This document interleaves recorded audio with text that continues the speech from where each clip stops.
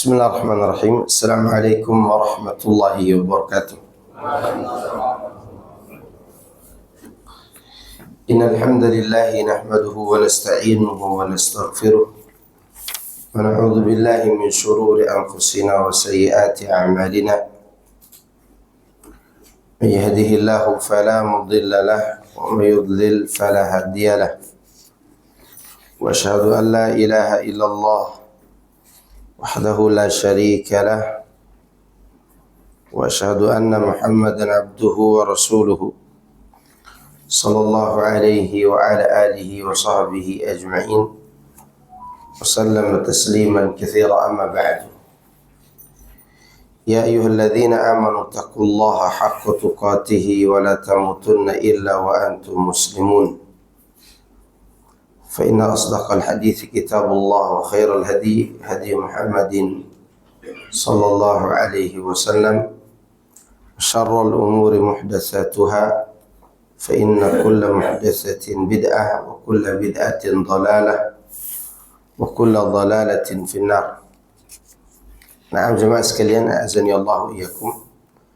Alhamdulillah, di pagi hari ini kita bisa berkumpul kembali dalam kajian rutin kita setiap satu kali sebulan.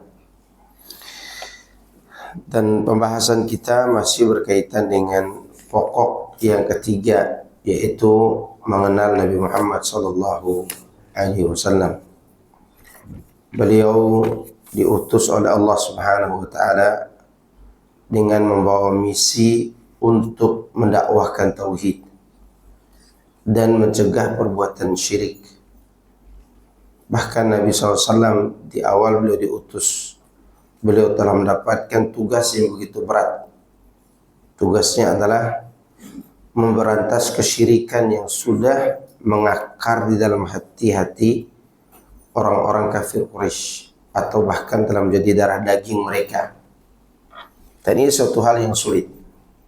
Sekiranya beliau diutus untuk membahas tentang halal dan haram, ini tidak boleh, itu boleh, misalnya berkaitan dengan khamar, berkaitan dengan zina, atau beliau diutus untuk memperbaiki atau menyempurnakan akhlak saja berkaitan dengan kehidupan manusia, maka mungkin beliau tidak akan diusir, tidak akan ditinggalkan.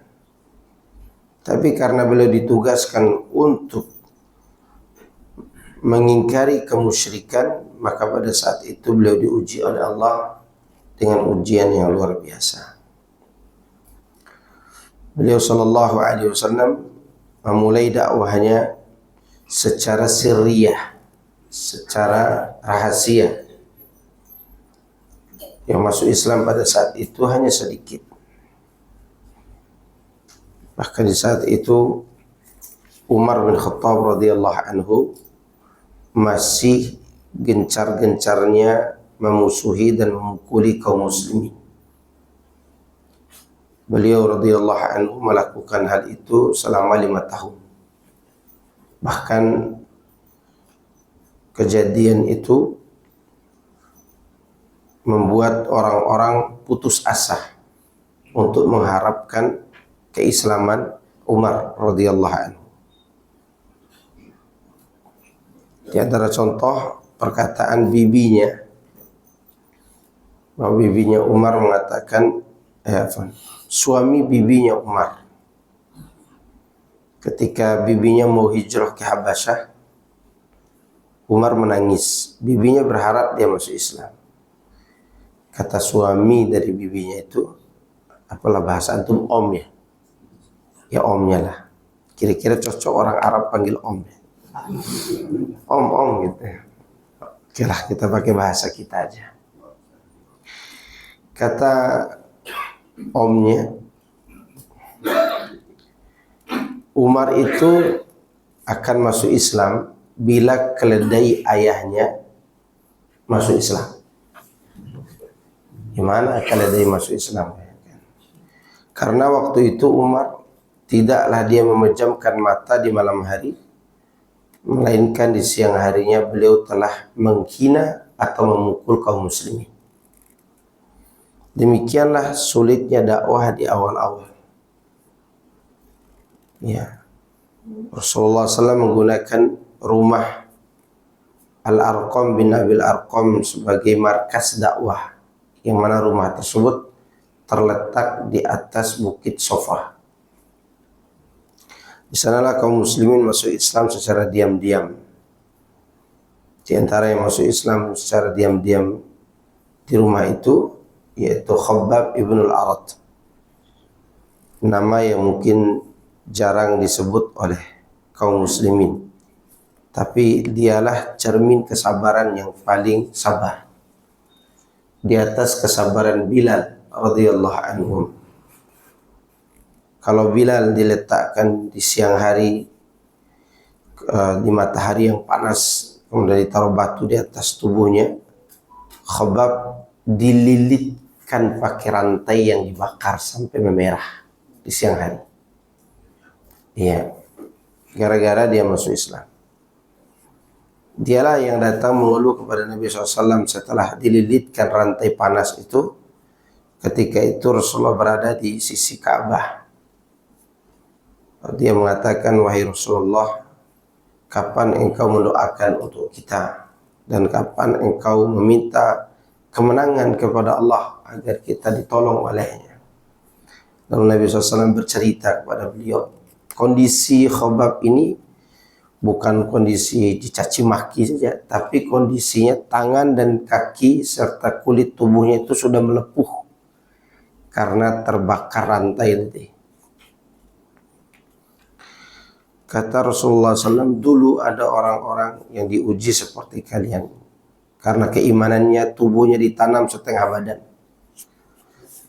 Lalu diletakkan gergaji di atas kepalanya dan terbelah menjadi dua. Dan itu tidak membuat dia murtad.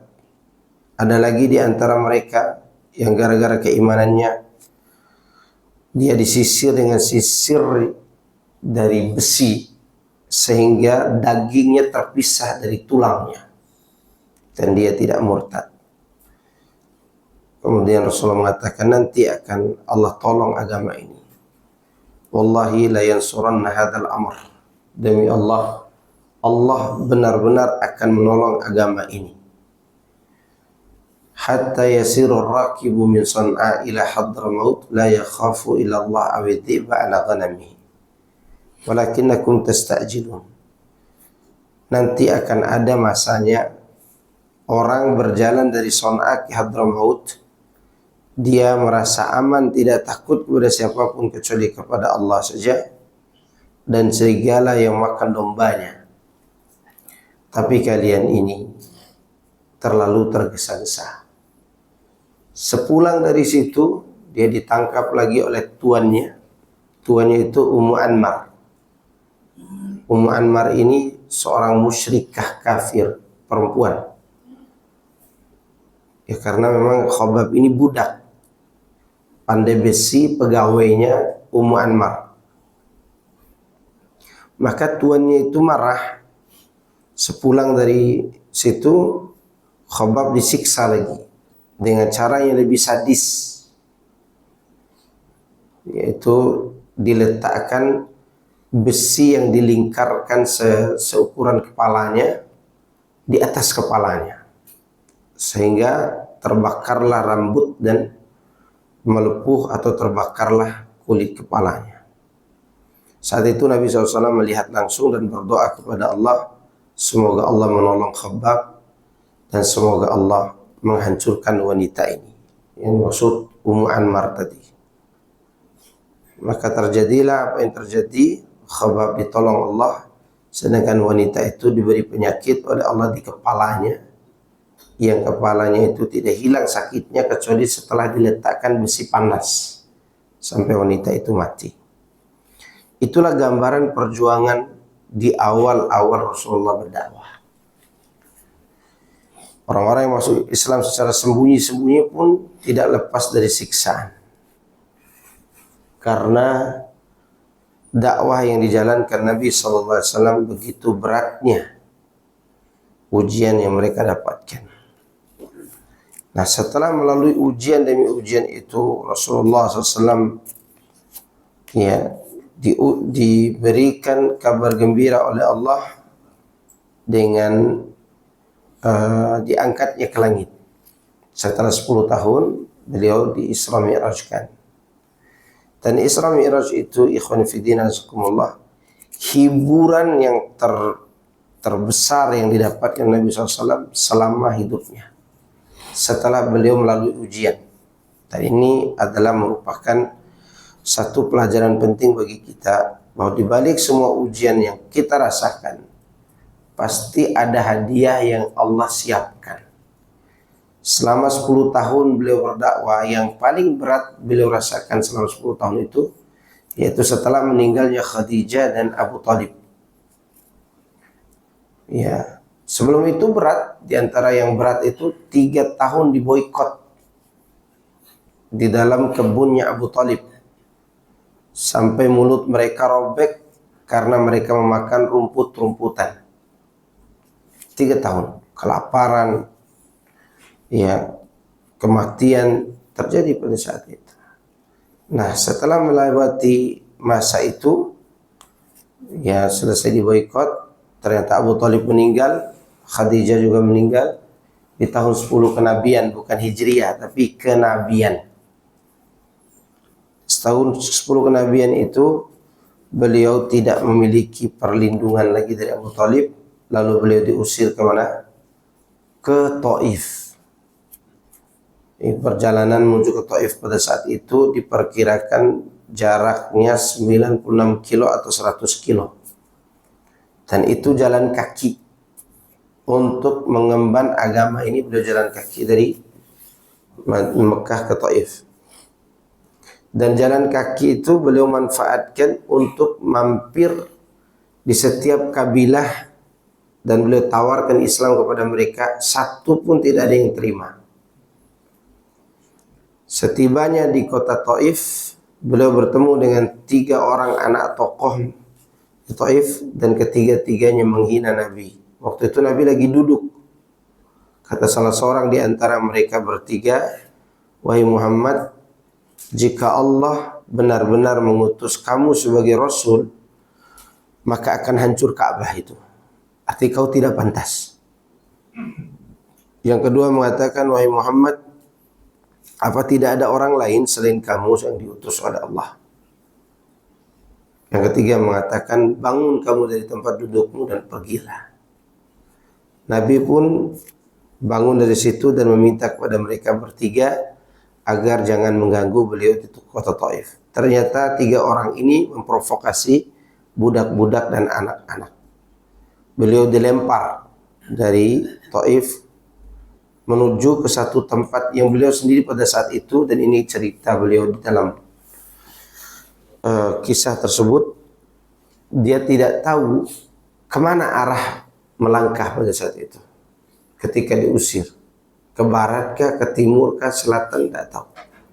Sampai beliau tiba di satu tempat namanya Qarnus Sa'alib.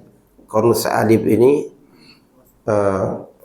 kebun kurma orang Quraisy, kebun anggur di satu tempat nama Qarnus Sa'alib, yang sebagian ahli sejarah mengatakan Qarnus Sa'alib ini udah berubah nama jadi Qarnul Manazil sekarang ini.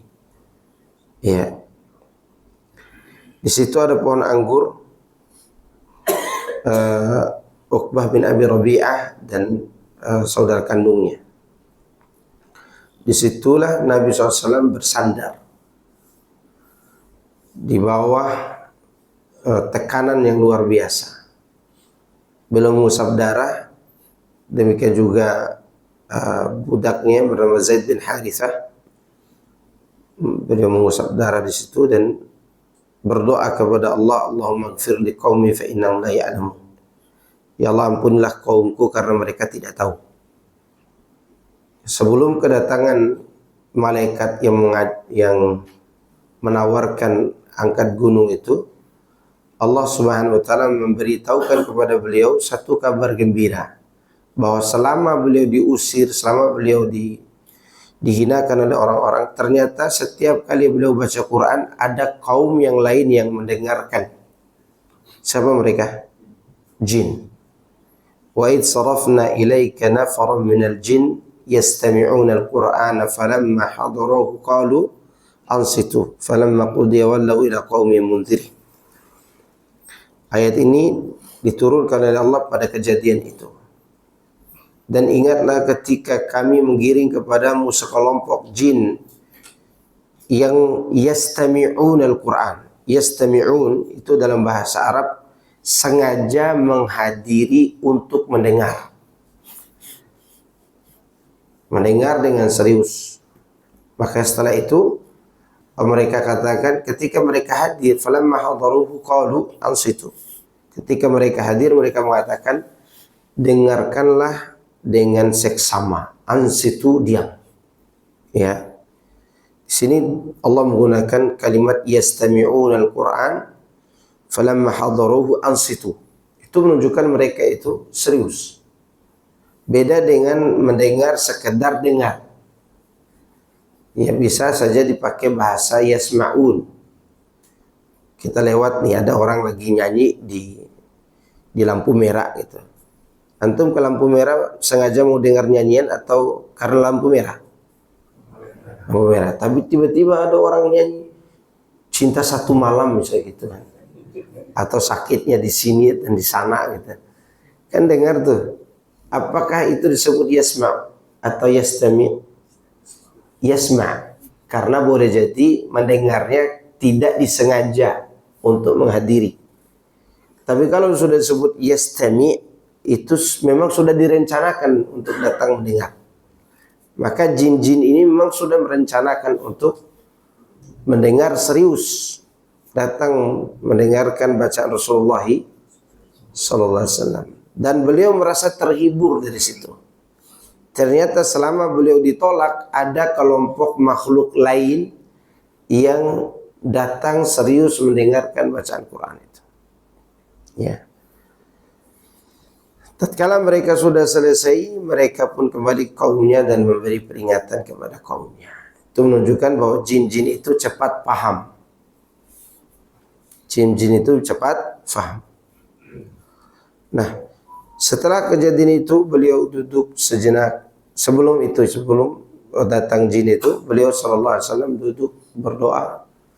Di antara doa yang diperselisihkan para ulama tentang kesahihannya, itu beliau katakan, Allahumma inni ilaika ashku du'fa quwwati wa qillati hilati wa hawani 'ala an-nas.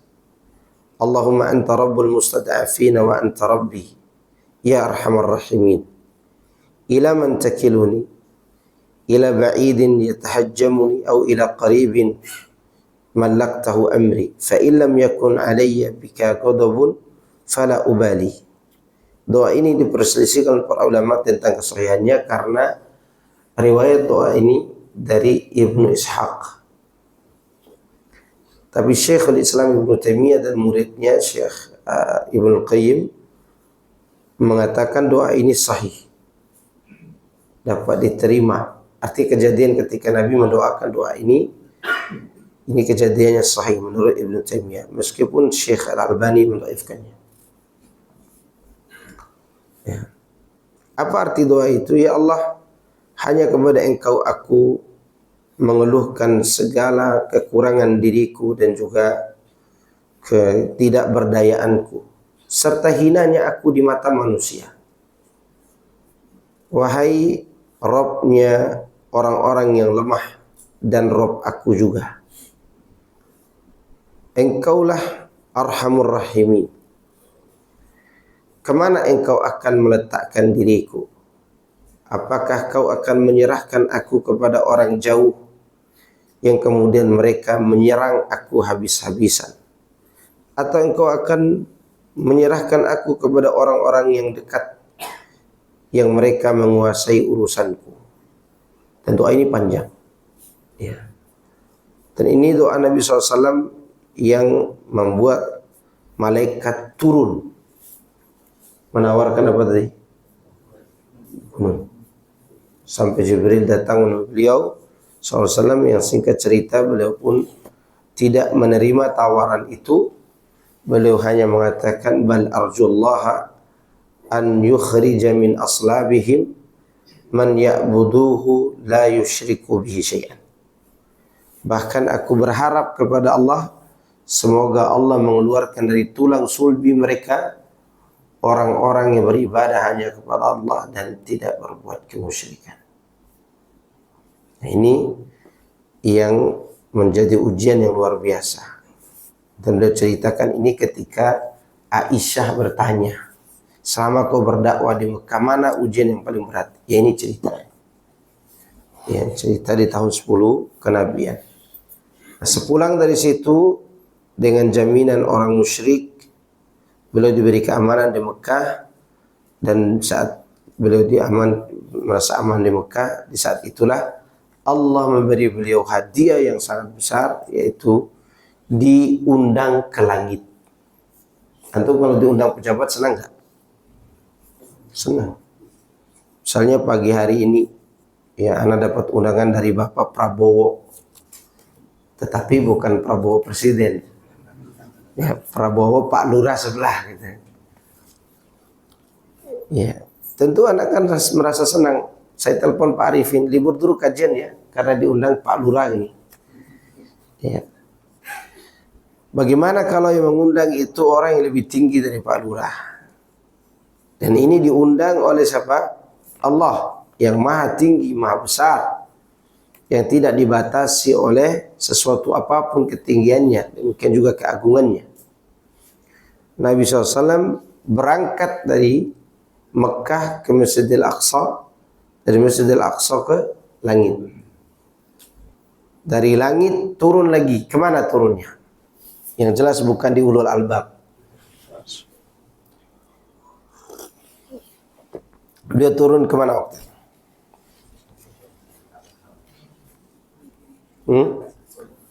Turun dari langit setelah menerima sholat itu ke Mekah langsung atau ke Masjid Baitul Maqdis lagi? Baitul Maqdis. Kenapa sebagian ulama mengatakan beliau turun kembali ke Baitul Maqdis? Ternyata sebagian berpendapat beliau sholat bersama Nabi itu setelah menerima wahyu sholat. Ya. Ada juga yang mengatakan beliau langsung turun di Mekah sebelum subuh dan beliau melakukan sholat subuhnya di mana? Di Mekah. Masuk akal nggak dalam satu malam itu berangkat ke langit, turun lagi dalam satu malam? Nggak masuk akal. Orang kafir Quraisy tidak ada yang percaya. Mereka bertanya kepada Abu Bakar tentang keadaan Muhammad SAW yang mengaku demikian. Kata Abu Bakar, seandainya ada kabar yang lebih aneh lagi daripada itu, maka aku akan imani, kata Abu Bakar. Maka gara-gara itulah Abu Bakar mendapat gara-gara itu Allah turunkan ayat dalam surat Az-Zumar, "Walladzi jaa'a bis-sidqi wa saddaqa bihi." Dan orang yang datang membawa kejujuran, kebenaran, dan yang membenarkannya. Ali bin Abi Thalib menyebutkan yang membawa kebenaran adalah Muhammad dan yang membenarkannya adalah Abu Bakar. Dengan sebab ayat ini Abu Bakar disebut dengan As-Siddiq. Ya, disebut apa? As-Siddiq. Ya, demikianlah kejadian yang sangat luar biasa tersebut.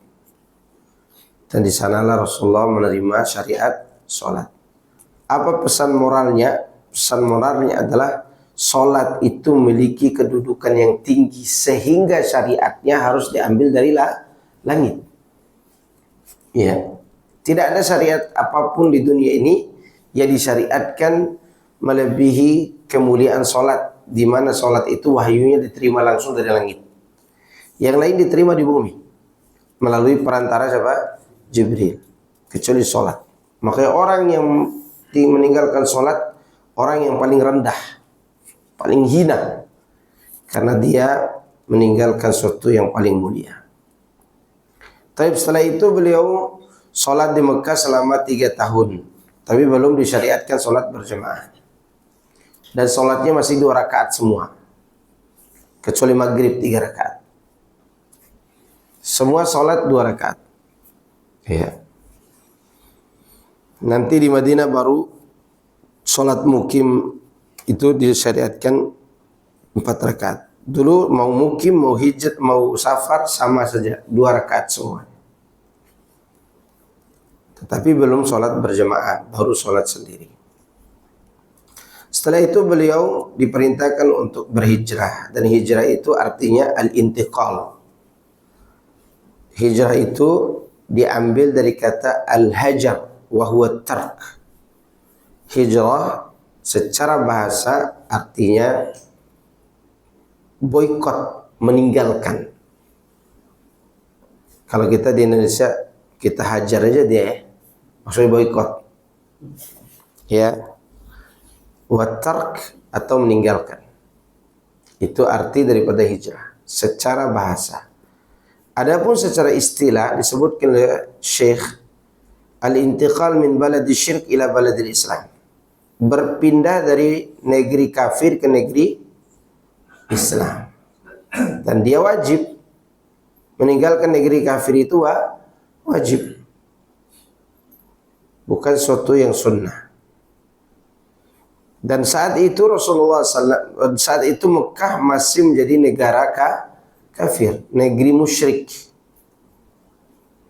Ya. Kemudian beliau pun diperintahkan untuk pindah ke Madinah, dan Madinah waktu itu belum nama Madinah. Dan saya sudah sampaikan sebelumnya bahwa Madinah namanya Yathrib. Dan hijrah itu sebenarnya bukan hanya hijrah pindah tempat. Hijrah itu ada 3 atau 4 hijrah. Pertama hijrah tempat, kedua hijrah amal, ketiga hijrah amil. Ya. Apa itu disebut dengan hijrah tempat yang tadi disebutkan? Kemudian hijrah amal, meninggalkan dosa menuju ketaatan. Kemudian hijrah amil, meninggalkan teman yang buruk kepada teman yang baik. Ini yang disebut, yang biasa kita sebut tahdzir, biasa kita sebut boikot. Yang ketiga ini, fulan ditahdzir, itu posisinya ketiga. Gitu. Dan hijrah itu tadi disebutkan hukumnya wajib. Kapan boleh pergi bersafar ke negeri kafir? Bersafar ke negeri kafir harus memenuhi 3 syarat menurut pengamatan Syekh Muhammad bin Shalih Al-Utsaimin. Yang pertama, dia harus punya ilmu. Yang dengan ilmu itu dia bisa membantah syubhat. Syubhat itu pada umumnya berkaitan dengan kesamaran dalam beragama. Itu namanya syubhat. Maka seorang yang berangkat ke negeri kafir dia harus memiliki ilmu. Dan itu tidak cukup ilmu. Dia harus memiliki yang kedua, yaitu an yakuna indahu dinun. Dia harus memiliki agama atau ketakwaan yang mencegah dari apa? Syahwat. Berapa banyak orang yang berilmu tapi dia tidak bisa mencegah dirinya dari apa? Syahwat. Yahudi, ulama-ulama mereka, kenapa mereka menyimpang? Bukan karena syubhat, tapi karena syahwat. Ya jangan kata pergi ke luar negeri. Lewat mangga besar aja udah hancur iman kita. Ya. Kemudian ini ada yang tersenyum. Senior saya. Kemudian yang ketiga, asy-syartu tsalits an yakuna muhtajan ila dzalika. Dia butuh untuk safar, seperti misalnya jika tidak ada di Indonesia atau negeri Islam dokter ahli tentang satu penyakit, maka berangkat ke sana. Atau hal-hal lainnya yang menyebabkan seorang sangat butuh. Ya, tiga-tiganya harus ada. Tiga-tiganya harus ada. Misal orang butuh nih pergi ke luar negeri, tapi dia tidak memiliki ilmu yang cukup, tidak memiliki ketakwaan, maka kondisi seperti itu dia tidak boleh pergi. Oleh sebab itu ada kabar gembira di Saudi itu, dokter-dokter ahli untuk penyakit-penyakit tertentu yang tidak ada di negeri Islam, di Riyadh itu sudah ditarik ke sana dari Amerika. Jadi dokternya yang ditarik, bukan orang yang dibawa ke Amerika. Dibayar dengan bayaran yang lebih tinggi daripada orang kafir. Dan ini lagi diprogramkan oleh negara Saudi. Pokoknya dokter-dokter ahli itu udah tarik semua ke Saudi. Makanya kalau ada yang butuh dokter ahli rumah sakit yang tidak ada di negerinya, maka tidak perlu lagi ke Amerika. Di Saudi udah ada. Ya.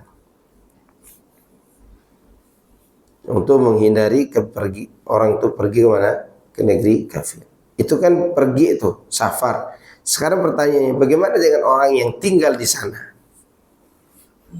Orang yang tinggal di sana, dia juga harus memenuhi dua syarat pertama tadi.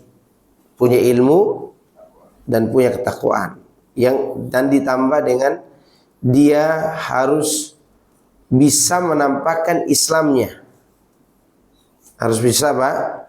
Menampakkan Islam. Dan dia tidak terhalangi dari menjalankan ajaran agamanya. Maka boleh dia tinggal kalau gitu. Ya. Dan untuk lebih sempurna lagi, orang yang tinggal di sana, dia bisa berdakwah, mengajak kepada Islam. Tuh. Kemudian kedua, dia bisa mengajarkan kaum kafirin agar mereka mengetahui akidah yang benar daripada akidah yang rusak. Kemudian yang ketiga, dia bisa memenuhi kebutuhan kaum muslimin di negeri-negeri muslim lainnya. Artinya dia sebagai delegasi. Ya. Demikian juga yang berkaitan dengan hajat secara khusus yang mubah dia bisa lakukan di negeri kafir itu. Dan banyak sekali syarat untuk tinggal di mana? Di negeri kafir. Dan syarat-syarat ini menunjukkan betapa Islam sangat menjaga hubungan antara kaum muslimin dan menjaga jarak dengan orang kafir. Ya. Karena orang yang meninggal dunia dalam kondisi dia tidak berada di atas Islam atau dia bertetangga dengan orang kafir, maka dia diancam dengan neraka sebagaimana ayat-ayat tentang hijrah. Taib. Falamma istaqarra bil Madinah, tatkala beliau tinggal di Madinah, amara bi baqiyati syara'il Islam. Beliau diperintahkan untuk mengerjakan sisa-sisa syariat Islam yang lain, seperti zakat, puasa, haji, jihad, adzan, melakukan amar ma'ruf nahi munkar dan yang lainnya. Dan itu terjadi di mana? Di Madinah. Di sini disebutkan Syekh Utsaimin rahimahullah. يقول المؤلف رحمه الله لما استقر أي النبي صلى الله عليه وسلم في المدينة النبوية أمر ببقية شرائع الإسلام، وذلك أنه في مكة دعا إلى توحيد نحو 10 سنين، وبعد ذلك فرضت عليه الصلوات الخمس في مكة، ثم هجر إلى المدينة ولم تفرض عليه الزكاة ولا الصيام ولا الحج ولا غيرها من شرائع الإسلام. Kata Syekh Utsaimin, tatkala beliau tinggal di Madinah Nabawiyah, beliau diperintahkan dengan sisa-sisa syariat Islam. Yang demikian itu terjadi karena waktu di Mekah beliau hanya mengajak pada tauhid selama 10 tahun. Kemudian setelah itu beliau mendapatkan kewajiban untuk melakukan sholat 5 waktu di Mekah. Setelah itulah beliau hijrah, dan pada saat itu belum disyariatkan zakat, belum diwajibkan puasa dan juga haji dan yang lainnya dari syariat-syariat Islam. Yang nampak dari perkataan Syekh ini, kata Syekh Utsaimin, anna zakata furidat aslan wa tafsilan fil Madinah. Seakan-akan Syekh Muhammad bin Abdul Wahab berkata bahwa asal syariat zakat itu terjadi di Madinah, demikian juga perinciannya. Ya. Walaupun sebagian ahli ilmu berpendapat bahwa zakat secara umum disyariatkan di mana? Di Mekah. Tetapi mengenai nisab, kemudian kadar kewajibannya, atau haul, atau siapa yang menerima zakat itu tidak dijelaskan secara terperinci di Mekah. tapi dijelaskannya waktu di Madinah. Ya. Dan terjadi perselisihan pandang para ulama tentang masalah ini, panjang sekali itu. Tetapi kesimpulannya, syariat-syariat ini secara tafsil disyariatkan di Madinah 2 tahun setelah beliau hijrah. Demikian juga puasa, demikian juga yang lainnya. Adapun haji diwajibkan tahun berapa? Haji tahun berapa? 9 Hijriah. Ya.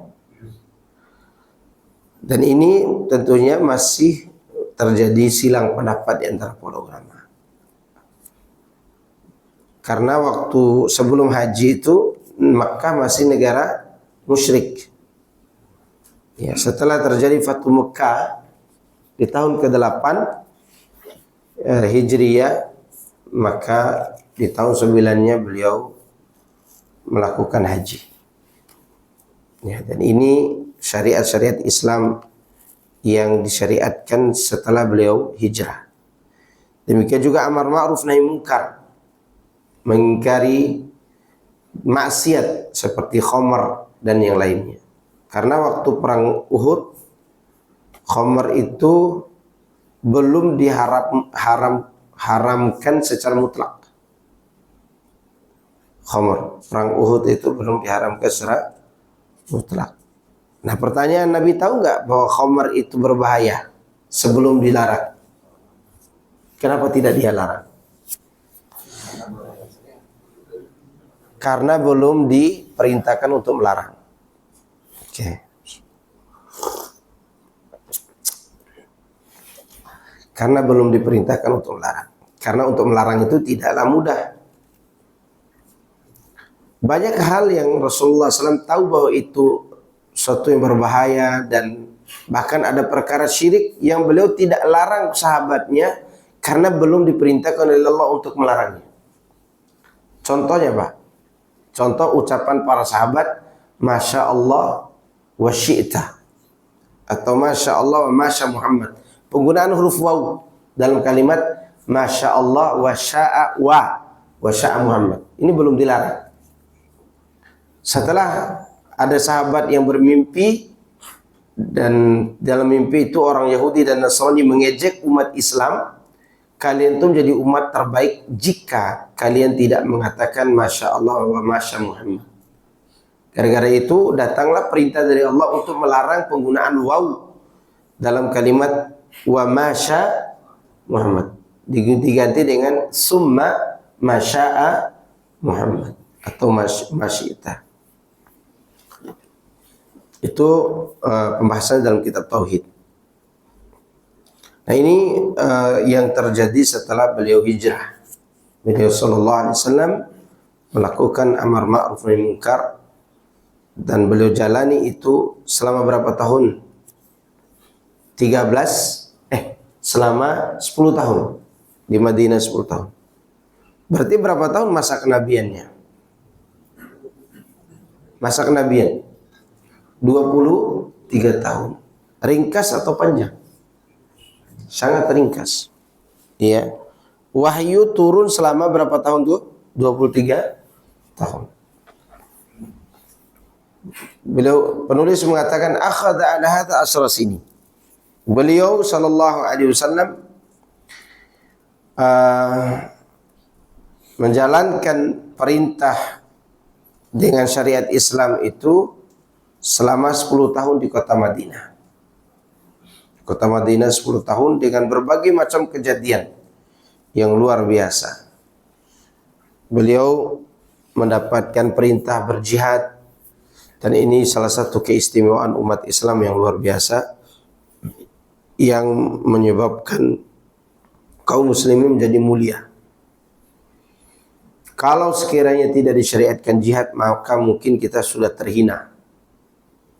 Jihad adalah perkara yang sangat mulia dalam agama kita. Maka para sahabat sebelum disyariatkan jihad, mereka gelisah. Ada yang datang ke rumah Nabi malam-malam seperti Amr ibn al-As. Tiba-tiba Rasulullah SAW mendengar suara pedang di luar rumahnya, kayak pedang yang dihunus. Itu suara. Nabi SAW bertanya, "Man, siapa di luar?" "Saya, Amr." "Kenapa engkau berada di situ ya Amr?" "Aku tidak bisa tidur ya Rasulullah, mengkhawatirkan tentang dirimu." Karena belum disyariatkan apa? Jihad. Ternyata malam itu bukan hanya Amr yang tidak bisa tidur. Ternyata di kegelapan malam itu suara pedang semakin banyak. Ya, ternyata sahabat sudah mengelilingi rumah beliau setiap malam. Bahkan mereka berebut untuk menjaga rumah itu sampai turun ayat yang mana Allah menjamin keamanan Nabi SAW, kemudian mereka bisa tidur. Itu sebelum disyariatkan apa? Jihad. Itu Hamzah mondar mandir aja tuh. Kapan turun ayat jihad? Padahal masih mabuk tuh. Karena belum dilarang minum khamr. Hamzah yang gara-gara dia turun ayat yang menyatakan wala taqrabus sholata wa antum sukara. Itu gara-gara Hamzah sholat mabuk. Iya, dan belum dilarang secara mutlak. Baru dilarang jangan sholat dalam kondisi apa? Mabuk. Tapi begitu jihad itu belum disyariatkan, mondar-mandir dia datang ke rumah Nabi. Kapan turun ayat jihad? Setelah turun ayat jihad itulah mereka bergembira. Sedangkan munafik sakit hati. Ya. Ayat yang berkaitan dengan jihad itu menggembirakan sahabat-sahabat senior. Baik yang dari Muhajirin maupun Ansor. Terjadi banyak peperangan kan setelah itu. Diawali perang apa? Badar.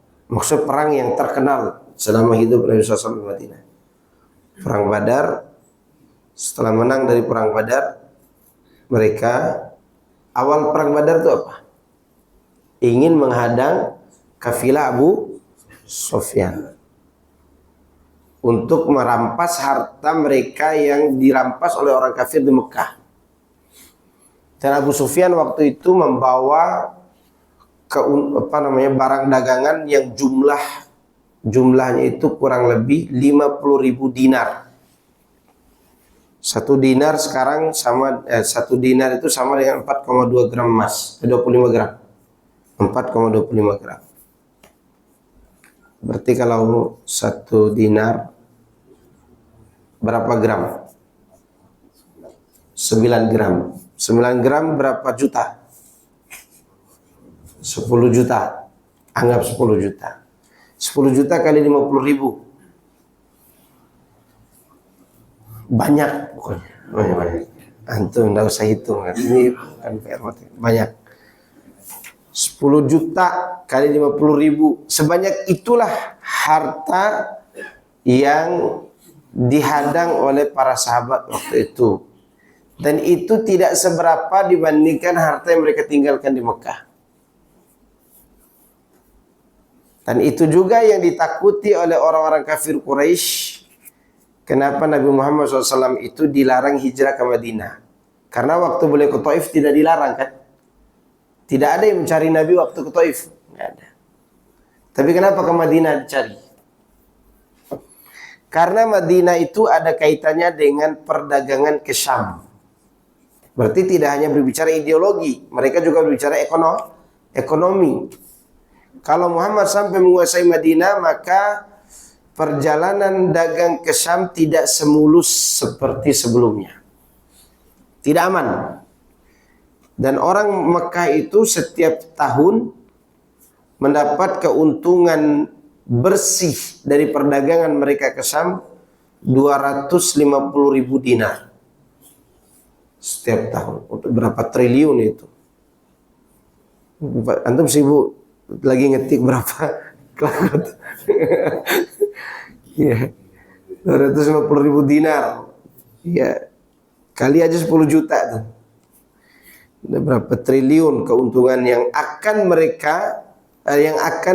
hilang dari mereka jika Muhammad SAW menguasai Madinah. Dan terjadi apa yang mereka khawatirkan terjadi ketika muqaddimah perang Badar. Ada usaha untuk menghalangi orang Quraisy yang pulang berdagang. Inilah yang dikhawatirkan. Maka ketika perang Badar itu mulailah orang Islam ditakuti. Namun begitu perang Uhud, rasa takut orang kafir yang ada di sekitar Madinah menurun. Perang Uhud gara-gara kesalahan para sahabat yang berada di Bukit Rumat, singkat cerita mereka kalah. Karena kekalahan itulah orang-orang kafir yang tadinya cemen, orang kafir yang tadinya takut, jadi berani. Seperti Bani Ghatafan, Banul Asad, Yahudi Bani Quraidah, Yahudi Bani Nadir. Ya. Yang Quraidah nanti menampakkan giginya itu ketika perang Ahzab. Bani Nadir di saat perang Uhud ada pengkhianatan dan diusir ke Khaybar. Itu di saat gentingnya ada pengkhianatan dari Bani Nadir. Padahal sebelumnya sudah membuat perjanjian tidak boleh saling mengganggu. Nah, perang Uhud itu Rasulullah SAW dan para sahabat kalah apa menang? Ya, apa? Seri, ya seri. Kalau bahasa saya draw gitu. Adu ayam nih, salah sama-sama kalah namanya draw. Sama-sama itu. Jadi bahkan kenapa dikatakan tidak kalah? Karena tidak ada tawanan perang dari pihak Rasulullah SAW. Yang ada korban jiwa. Dalam dunia peperangan, satu kelompok itu dikatakan kalah bila bendera telah jatuh dan ada tawanan yang dibawa oleh musuh. Bahkan waktu itu orang kafir yang ditawan satu orang yang pernah memprovokasi kaum musyrikin waktu perang Badar. Saya lupa namanya, Abu apa itu lupa. Dan dia juga ditangkap waktu perang Uhud. Waktu perang Badar dilepas karena dia punya saudari perempuan yang dia tanggung. Nah, di perang Uhud dia minta lagi agar dibebaskan dengan alasan saya punya saudari yang harus saya tanggung dan seterusnya. Kata Nabi sallallahu alaihi wasallam, nanti itu buka di kitab Rahiqul Maktum, pantang orang beriman itu disengat kala jengking di tempat yang sama. Maka Nabi SAW memerintahkan para sahabat untuk memenggal lehernya. Itu terjadi di perang Uhud. Hari Sabtu kan selesai perangnya. Besok hari Ahad pergi ke satu tempat namanya Hamra'ul Asad. Hamra'ul Asad itu kurang lebih 50 kilo dari kota Madinah.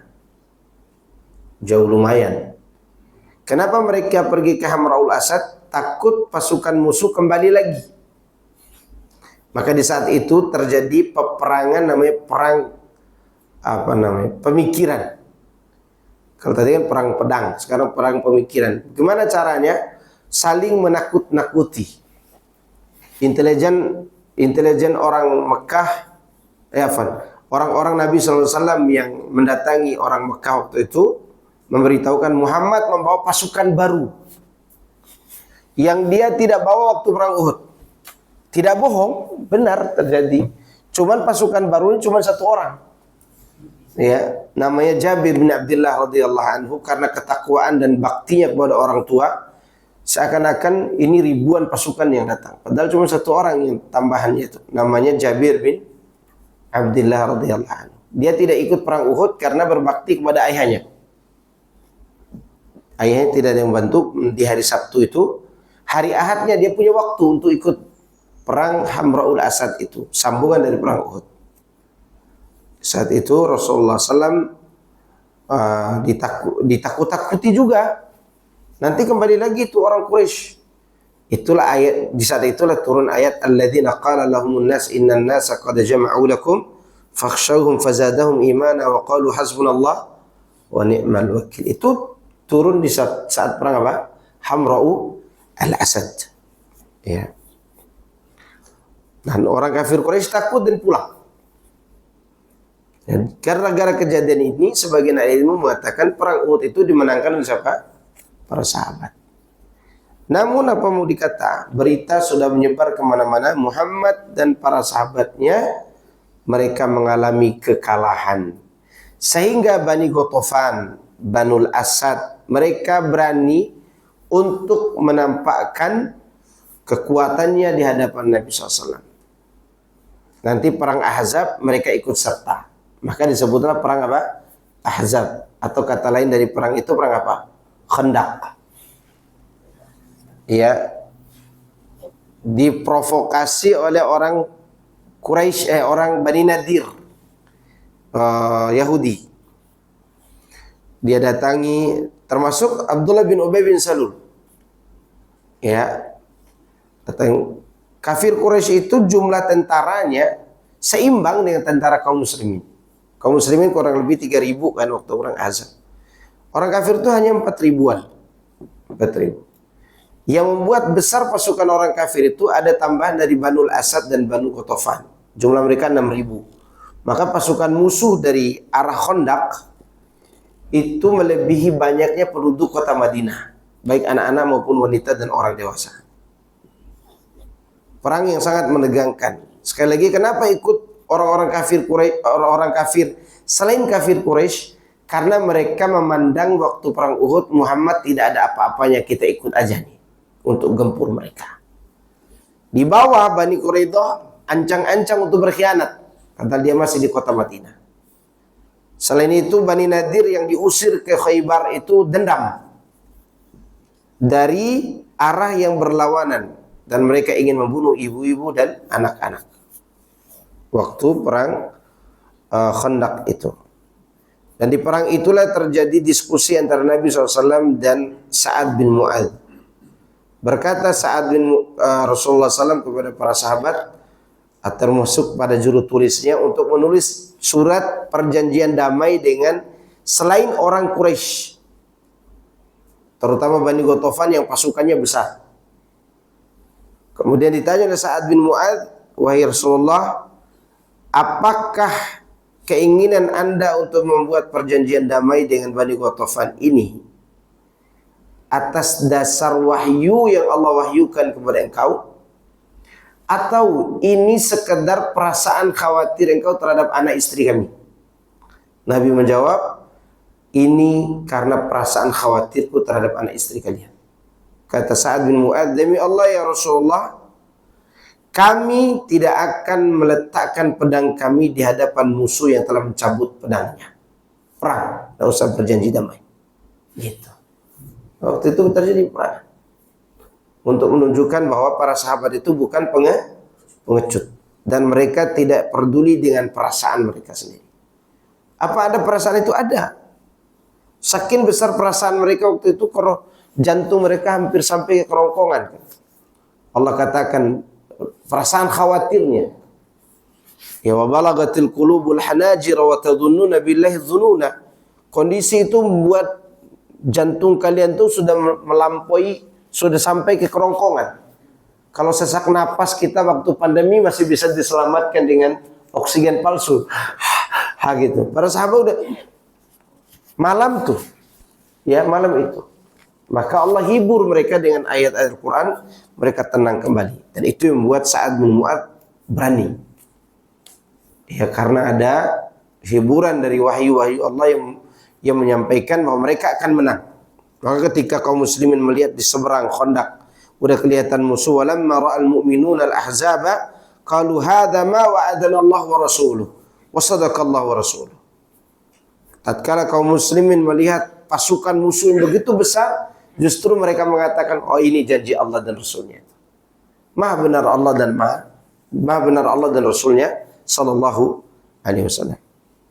Wa ma zadahum illa imana wa taslima. Dan kejadian itu tidak menambah para sahabat dalam diri mereka kecuali keimanan dan ketundukan pada syariat Allah Subhanahu wa taala. Waktu syuruk udah lewat. Udah. Yes. Iya, oke. Kita lanjut dulu sedikit ya. Nah, ketika terjadi setelah mereka takut, melalui takut itu melewati takut afwan, ketika mereka melewati takut itu, maka para sahabat diberikan kemuliaan oleh Allah SWT dengan berbagai macam kemuliaan. Di saat mereka khawatir, mereka berdoa. Nabi SAW waktu itu merasa tidak mungkin selamat kecuali harus punya perjanjian damai dengan Bani Qatafan. Itu sebelum datang wahyu. Namun setelah datang wahyu, setelah dihibur oleh Allah, mulailah mereka berani. Tapi antum harus ingat, perang Ahzab ini perang yang tidak mudah. Ya. Orang kafir sudah mulai bermain-main karena sebelum gali parit mereka mengira udah nunggu-nunggu dulu, kita kumpulkan pasukan, kita habisi Madinah. Mereka tidak menyangka kalau benteng itu digali ke bawah. Kan pikiran orang kafir, kalau dibangun ke atas butuh berapa tahun. Ya, dan di luar dugaan mereka, kemana bangunnya? Ke bawah. Berapa lebar Khandaq itu? Lebarnya dulu, belum panjang nih. Dari sana ke sana lebar. Ada yang sisinya 7 meter, ada yang 10 meter lebarnya. Dalamnya ada yang 5 sampai 7 meter. Panjangnya berapa kilo? Bukan meter lagi, ini berapa kilo? 3 kiloan. Ya, digali berapa lama? 1 pekan. Antum melihat orang proyek-proyek gali parit pinggir jalan tuh. Ya, gali segini sampai hampir sebulan tuh galinya. Belum 1 kilo itu. Ini 1 kilo, akhi. 3 kilo. Logistik kurang. Tidak ada logistik. Bahkan waktu itu, ya, waktu perang Khandaq ini, Jabir bin Abdullah radhiyallahu anhu hanya dia yang memiliki gandum yang untuk dimakan oleh beberapa orang saja. Para sahabat itu puasa. Siang malam puasanya, makan seadanya. Di malam itu Rasulullah SAW tidak sanggup lagi menahan lapar karena beliau udah mengikat batu 1, 2, 3 di perutnya, udah tidak bisa lagi menahan lapar. Dilihat oleh Jabir bin Abdullah dan menawarkan kepada beliau untuk makan di rumahnya karena hanya ada seekor kambing dan beberapa jumlah gandum. Rasulullah dibisiki oleh Jabir bin Abdullah, wahai Rasulullah, istriku sudah masak dan hanya engkau dan berapa sahabat saja yang bisa memakannya, karena ini ada 1.000, ada 2.000, ada 3.000 orang di situ. Begitu Jabir membisikkan demikian, apa kata Rasulullah? Wahai sahabat-sahabatku, Jabir sudah masak, kita makan di sana. Dan mereka makan, semuanya kenyang. Seekor kambing. Cukup nggak seekor kambing untuk kita ini? Nggak cukup. Itu namanya mukjizat. Gembira Jabir bin Abdullah radhiyallahu anhu karena kehidupannya tertulis oleh sejarah dalam kejadian perang Khandaq. Ya. Saat itu para sahabat semakin semangat berperang. Namun karena orang kafir tidak bisa masuk, mereka bertahan di luar. Ini udah mengakui mereka tidak bisa masuk, kalah, tidak bisa masuk. Ikrimah hampir mati waktu itu. Waktu itu Ikrimah masih kafir radhiyallahu anhu. Ikrimah itu siapa? Anaknya Abu Jahal. Karena dia mau balas dendam tentang kematian ayahnya. Nah, di saat mereka tidak bisa masuk, diblokadelah selama sebulan. Berapa lama? Sebulan. Dan kaum muslimin diharapkan mati kelaparan di dalam Khandaq itu. Dan sudah ada anak-anak yang menangis. Ibu-ibu yang mulai merasa kelaparan. Di saat itulah Rasulullah SAW berdoa kepada Allah Subhanahu wa taala, Allahumma ya mujriyas sahab, Allahumma ya munzilal kitab wa mujriyas sahab, zalzilhum, ya Allah yang uhzumhum wa zalzilhum, ya Allah yang menurunkan kitab dan yang menjalankan awan, seranglah mereka dan buat mereka goncang. Maka datanglah angin yang mematikan tungku api mereka, yang menghantam logistik mereka sehingga mereka kekurangan makanan. Akhirnya mereka pulang kembali ke negeri mereka masing-masing. Orang kafir itu. Dan itulah yang disebutkan la ilaha illallah wahdahu la syarikalah. Hazamal ahzab wahdah. Ya. Dia yang menyerang musuh secara sendirian. Perang Ahzab itu Allah sendiri yang memerangi mereka. Pulang. Nah, ini kejadian di mana? Di Madinah. Dan panjang ceritanya, dicerita di sela-sela antara beliau menjalankan tugasnya sebagai Nabi dan Rasul di sisa kehidupannya di Madinah sampai beliau wafat. Dan banyak sekali terjadi peperangan, pengkhianatan, perjanjian damai, kemudian dikhianati lagi. Itu terjadi di mana? Setelah beliau hijrah. Insya Allah nanti kita akan melanjutkan pembahasan pada pertemuan yang akan datang. Ya, nanti insya Allah kita bahas. Wa hadza dinuhu wa dinuhu baqin. Inilah agamanya setelah beliau wafat sallallahu alaihi wasallam. Nah, cukup? Ada pertanyaan enggak? Antum mau bertanya? Atau tidak ada? Subhanakallahumma wa bihamdika asyhadu an la ilaha illa anta astaghfiruka wa atubu ilaik. Assalamualaikum warahmatullahi wabarakatuh.